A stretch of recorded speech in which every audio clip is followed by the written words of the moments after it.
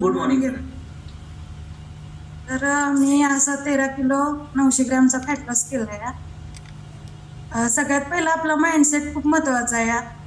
आपल्याला काय करायचं आहे किंवा आपल्याला कशा प्रकारे आपलं माइंडसेट कसा करायचा आहे हे खूप महत्वाचं आहे.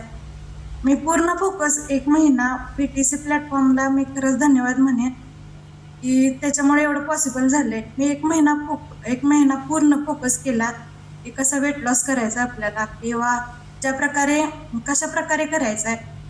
आणि सगळ्यात मेन पॉइंट की शिवाजी सर त्यांना मनापासून धन्यवाद म्हणते मी.